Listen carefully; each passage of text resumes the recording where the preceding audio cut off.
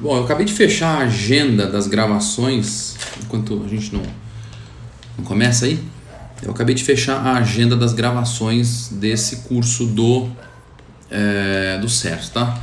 Então eu fechei, eu mandei agora a proposta de agenda, acabei de fechar. Quer dizer, eu acabei de fechar aquilo que eu vou propor, né? Então eu propus as gravações nos dias 12, 14, 19, 21 e 26. Então, são esses. Ah, professor, eu queria assistir uma gravação. Posso? Não sei.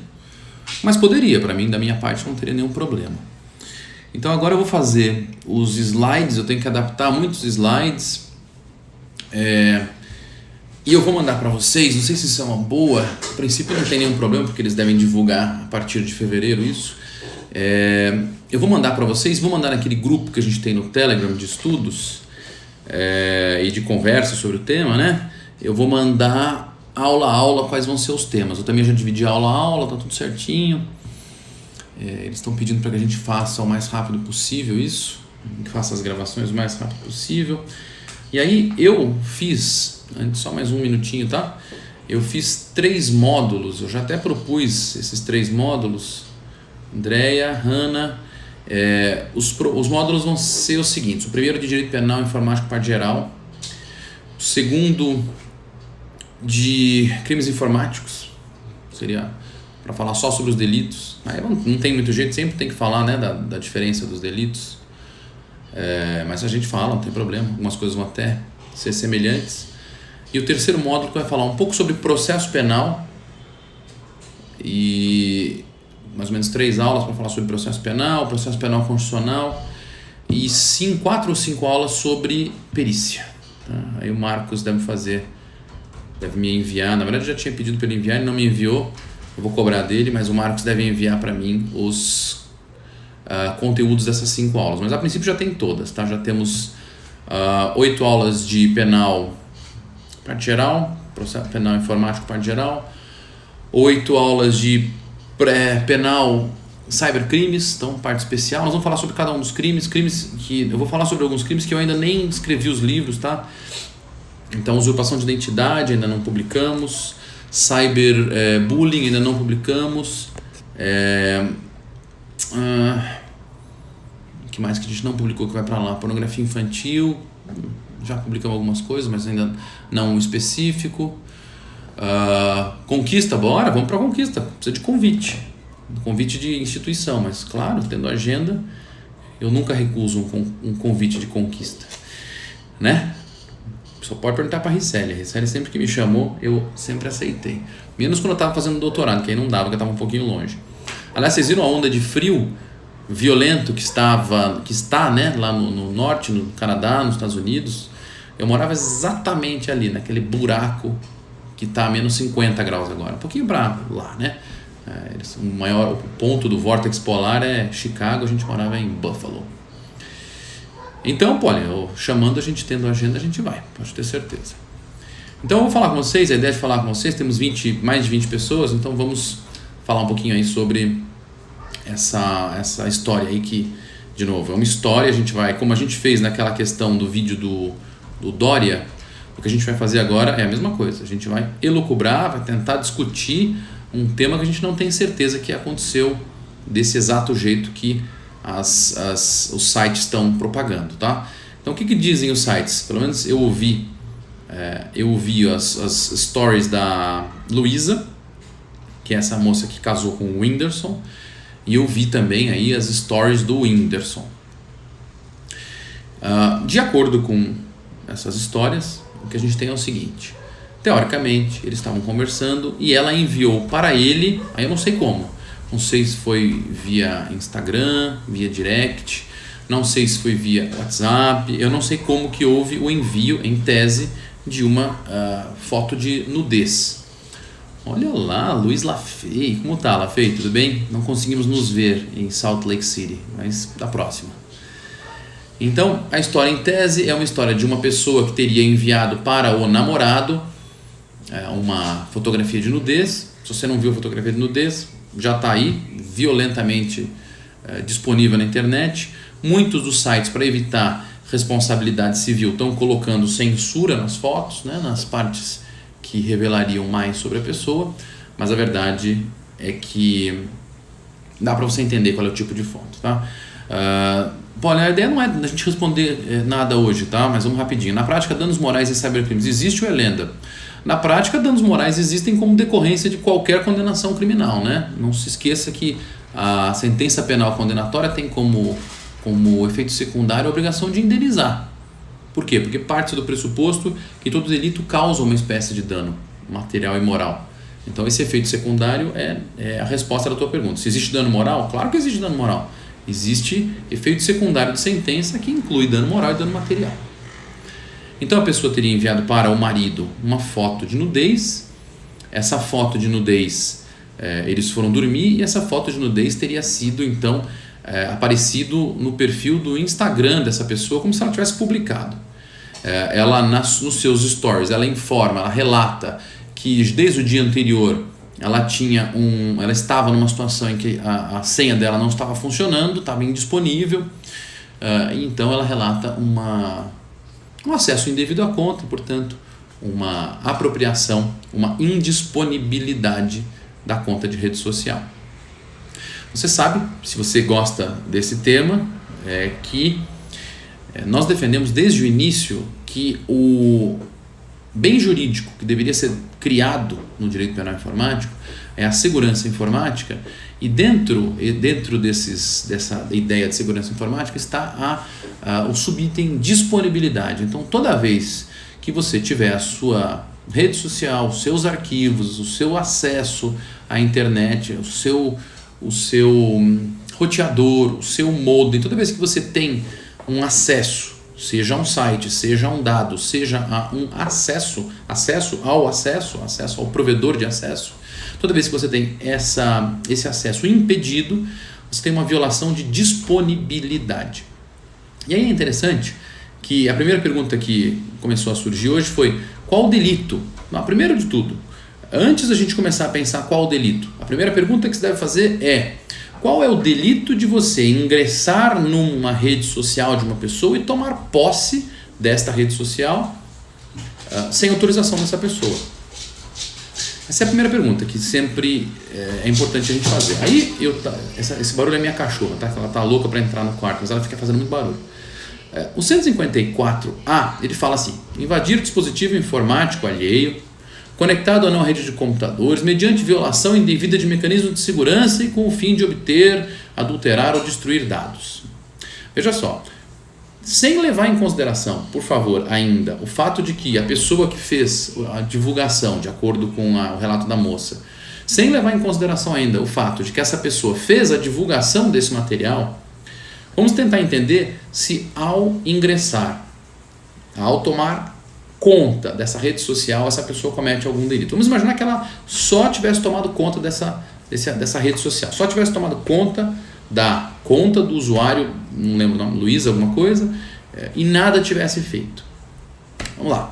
Invadir dispositivo mediante violação indevida com o fim de obter, adulterar ou destruir dados ou informações. Se a pessoa simplesmente absorve o acesso de um terceiro, de um usuário, e olha só, se ela só usa esse dado para aproveitar que a pessoa tem milhões de seguidores e divulgar alguma coisa, não há o delito do 154. Ainda que você, 154A, ainda que você leve em consideração que o ingresso nessa rede social, o ingresso nesta conta, tenha sido feito violando o mecanismo, porque eu acho que não tenho certeza que foi feito dessa forma, pode ser que não tenha sido feito, mas imagine que a pessoa viola o mecanismo de segurança. O artigo 154A é muito claro em dizer que existe um fim necessário, um fim específico que esse agente tem que ter. O fim tem que ser obter, adulterar ou destruir dados ou informações. E se a minha finalidade for simplesmente divulgar, utilizar esta conta para divulgar, não há o delito do 154A. E se meu objetivo for simplesmente acessar, para acompanhar essa pessoa, não há o artigo do 154A. E se for assustar, não há artigo 154A. E assim por diante. A primeira coisa importante a se falar, eu estou com conexão total, viu gente? Eu estou 100% aqui a minha conexão. Eu vou aguardar vocês me dizerem se voltou a conexão. Alguém me fala aí, aqui eu recebi 2, a live travou ou travando? Alguém me informa se soltou ou não. Vai, gente, pega lá e escreve. Travou, não travou, soltou, não soltou. Se travou, eu vou começar de novo.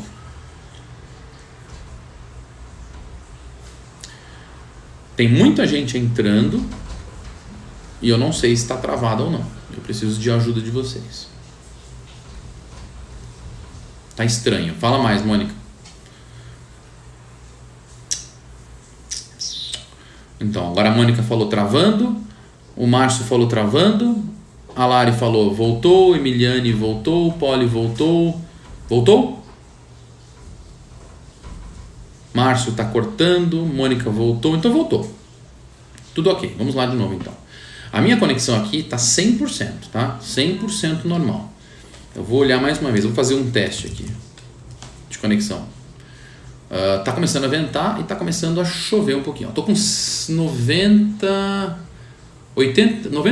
88 e 90 megabytes por segundo, tá? Então para mim tá excelente. Então vamos lá, mais uma vez. As letras estão no meu rosto. Espera aí, você quer que eu levante mais assim? Assim melhor, ó. Espera aí. É que é difícil para mim deixar o celular de um jeito que não fique na minha cara. Espera aí. Tô tentando. Melhorou? Pronto. Então vai. Eu vou repetir porque isso é muito importante. Tá? Veja só o que está acontecendo. O que é pior na minha forma de enxergar? Neste momento das redes sociais, pessoas com contas como dessa moça e do namorado, do marido dela, essas pessoas têm mais de, se eu não me engano, tem mais de 10 milhões de seguidores. Então, o que tem acontecido? E as pessoas têm perguntado muito.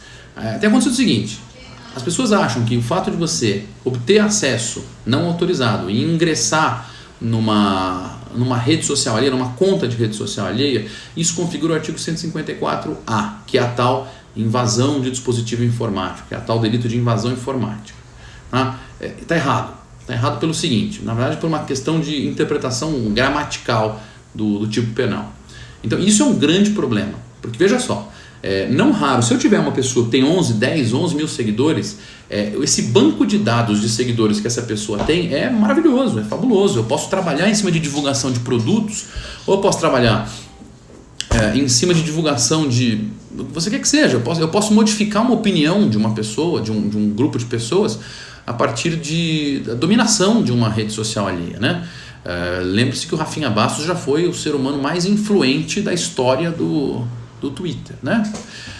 Bom, mas o que eu quero dizer com isso? Eu quero dizer que o 154A fala que o delito, só existe tipicidade nesse delito se houver uma invasão e essa invasão tiver o fim de obter, adulterar ou destruir dados ou informações.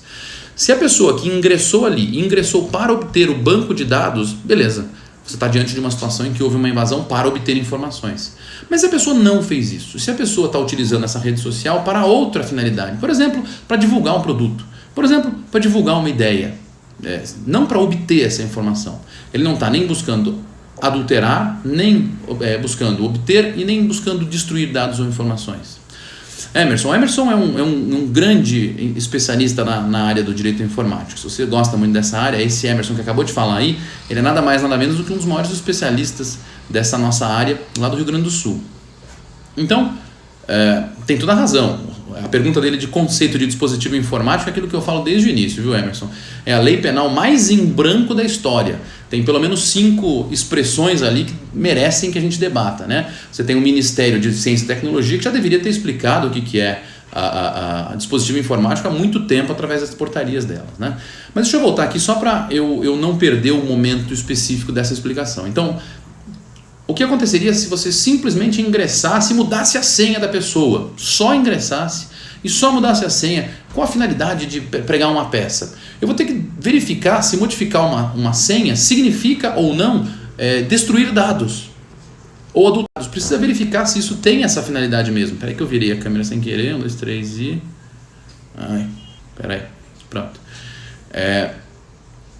Então é muito complicado você partir de um pressuposto de que a pessoa que ingressa numa conta alheia comete o 154A. Primeiro, porque se a finalidade dele não for obter, adulterar ou destruir dados ou informações, já não existe a possibilidade de você aplicar o delito por falta de cumprimento de um dos elementos objetivos do tipo. Se a pessoa tiver a finalidade de destruir, por exemplo, tem um monte de foto, ela vai lá e apaga as fotos, eu volto a dizer para você que muito provavelmente não se aplique o tipo. Eu vi que aí a Ana perguntou destruir. Porque não se destrói dados assim simplesmente. Uma coisa é você destruir, outra coisa é você apagar. Apagar não é destruir. O conceito informático de apagar não é o conceito de destruir. A ideia de adulterar, se você fizer a leitura da exposição de motivos, você vai ver que adulterar é a ideia de modificar, mas não apagar. Então, como o professor Emerson falou agora há pouco, há uma série de espaços interpretativos mal pensados pelo legislador. Mas então, calma, nós estamos falando sobre o tema da pessoa que teoricamente ingressou na conta da moça famosa e publicou uma foto nua dela. Foto essa que ela enviou para o namorado, e eu não sei como. Lembrando que existem várias formas de você enviar. Toda vez que eu dou palestra sobre esse tema, eu falo a mesma coisa. Existem várias formas de você enviar uma mensagem. Você pode enviar, por exemplo, através de um e-mail, e você está enviando como se fosse um cartão postal. Qualquer pessoa que interceptar esses dados consegue ver a sua foto. Ou você pode fazer um movimento e enviar via criptografia. Se for um envio via criptografia, poxa, a coisa mudou muito de figura. Se alguém interceptou um envio de fotografia criptografada por parte da moça em relação ao rapaz, caramba, a coisa é muito diferente do que a gente está esperando. Por vários motivos. Primeiro, para você interceptar alguma questão criptografada, olha lá, diz a André que enviou via WhatsApp. Como é que você vai fazer para você ter acesso a uma mensagem que foi enviada de modo criptografado do nível do WhatsApp? Você não consegue.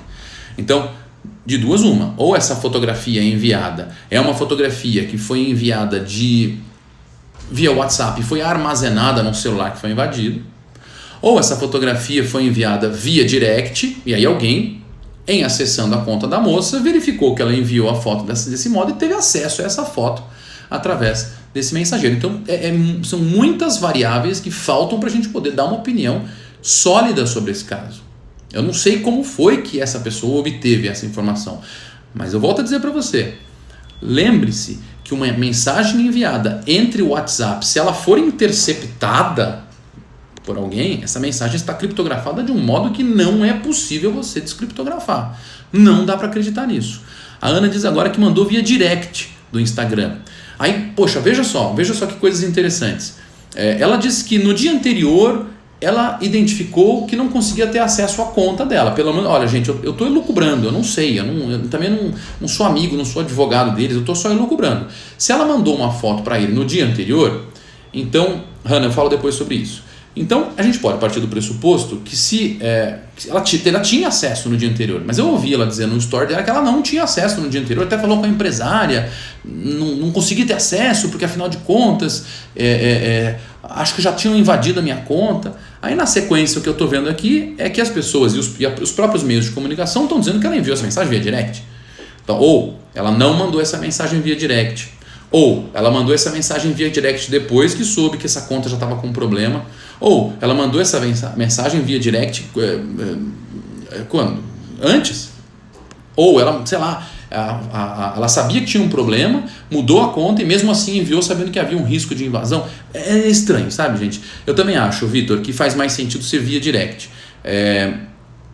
Então essa história começa a ficar estranhamente contada. Ela precisa ser um pouquinho mais bem explicada para nós, para que a gente ponha isso em prática. Porque vamos entender várias coisas. Primeiro, eu sei que a minha conta está invadida. Eu peço para mudar a minha senha. A minha conta está invadida. Eu vou lá e envio uma foto de nudez com a conta invadida. Talvez isso seja uma autocolocação da vítima em risco. Talvez isso possa ser questionado como uma espécie de autocolocação de vítima em risco. Isso não quer dizer que a pessoa pode divulgar. Não quer dizer de forma nenhuma. Só quer dizer que isso é possível de se discutir um método de obtenção desse material. Por que eu estou dizendo isso? Porque eu ainda estava falando do 154A. Mas se você for para o 218C, que teoricamente é o delito que se trata aqui, que se você já leu o meu artigo, você vai ver que o meu artigo faz o possível para dizer que o 218C é um artigo extremamente mal escrito e confuso. Você vai ver que o 218C fala assim, oferecer, trocar, disponibilizar, transmitir, vender ou expor à venda, distribuir, publicar ou divulgar, sem o consentimento da vítima, cena de nudez. Então, é claro que sem o consentimento da vítima é um termo que nós vamos ter que discutir. Qual é a forma que o direito penal vai aceitar o consentimento da vítima? Né? Por exemplo, eu publico uma foto no meu Instagram, eu tô bêbado, publico uma foto no meu Instagram. Eu coloco público significa deixar público. E na sequência, alguém obtém essa foto que eu publiquei no meu Instagram e eu reposto essa foto, ou eu obtenho essa foto e continuo compartilhando, a pergunta é: quando eu publiquei lá atrás, será que isso não significa consentimento da vítima para acesso à foto? Se não significa consentimento da vítima, em que momento há a cessação do consentimento? Então, essas questões da informática são muito importantes para se verificar se você está ou não diante do 218C. É claro que é possível que alguém tenha invadido, obviamente é possível que alguém tenha invadido a conta dela, e obviamente é possível que alguém tenha tido acesso a essa fotografia que ela enviou via direct, e obviamente essa pessoa pode ter publicado como forma de pregar uma peça porque não gosta dela, seja lá como for. E aí, se tudo isso que eu te falei é verdade, parte-se do pressuposto que sim, houve lá uma publicação sem o consentimento da vítima de cena de nudez. Mas a grande pergunta é: quem publicou? Se você fizer uma análise superficial e falar assim, não, publicou a pessoa que utilizou a conta, ou publicou o titular da conta, quer dizer, uma coisa besta, o titular da conta do Instagram publicou, então você vai dizer que a própria pessoa que é vítima, ela é autora ao mesmo tempo. Se não foi assim, é necessário você começar a discutir algumas questões. Por exemplo, será que o IP da pessoa que invadiu essa conta, será que esse IP é identificável? Será que esse IP foi mascarado? Será que esse IP foi maquiado? Será que houve modificação dos rastros informáticos? Então, veja, são questões tão simples para quem mexe com direito informático e que elas nunca são levadas em consideração quando se joga esse tipo de debate. Eu estava num grupo de WhatsApp e saí desse grupo de WhatsApp. Comecei a discutir um pouquinho, sobre consentimento da vítima, mas às vezes você fala num grupo de pessoas, porque todo mundo acha que entende do direito informático. Você fala num grupo de pessoas e as pessoas não querem, elas querem falar, elas não querem ouvir. Então talvez para isso que exista a live, para você falar e você ser ouvido sem que ninguém possa falar junto com você, que eu possa dizer não para as pessoas que querem participar. Sei lá. O que eu quero dizer é o seguinte: não dá pra gente elucubrar. Então não adianta eu chegar para você e falar assim, será que é o 218C? Não sei, eu não sei como foi feita a obtenção. Eu não sei se eu posso partir do pressuposto que houve um consentimento da vítima. Eu imagino que não, porque a pessoa jogou ali nas redes sociais que não, que ela foi invadida e que ela não queria que isso tivesse sido publicado. Mas não é possível eu apontar. Como não é possível eu apontar o 154A e dizer não, o 154A é crime meio para o 218C. É inútil você falar se é crime meio ou crime fim. Estou falando do 154A agora, porque você não sabe na questão real o que é dispositivo informático, como o professor Emerson acabou de falar. Você não sabe se houve violação indevida do mecanismo de segurança, ou se de repente ela pegou, estava bêbada e falou para alguém, sabe qual que é a minha senha do Insta? Entra lá, publica alguma coisa. Pode ser. Essa violação não é indevida, essa violação não é nem violação, não é nem indevida, é um acesso devido, é um acesso consentido. Você vai ter que chamar a pessoa, identificar a pessoa, e depois de identificar a pessoa, você vai ter que identificar se há o fim de obter, adulterar ou destruir dados ou informações. E se a pessoa invadir com o fim não de obter, adulterar ou destruir dados ou informações, mas sim com o fim de divulgar uma foto sua nua. Então não é o 154A acumulado com 218C, não é. Então, agora a Andrea fala assim, acabei de assistir, o Whindersson está afirmando que é o nosso WhatsApp, há a possibilidade do celular dela ter sido invadido. Poxa, desculpa, Andrea, o WhatsApp não funciona em dois locais ao mesmo tempo, a não ser que ela use o WhatsApp web. Se for um WhatsApp de celular, desculpa, não cola ainda. Não é o celular dela foi invadido e a pessoa fez o quê? Então, se a foto só estava no WhatsApp e ela não guardou, ou será que foi o dela que foi invadido? Será que não foi o dele? Entende? Tudo isso está faltando para a gente botar na nossa mente um pouco mais de precisão sobre essas questões aqui. Professor, me desculpe, as redes sociais permitem restringir o acesso a conta, sabe? Claro, você tem toda a razão.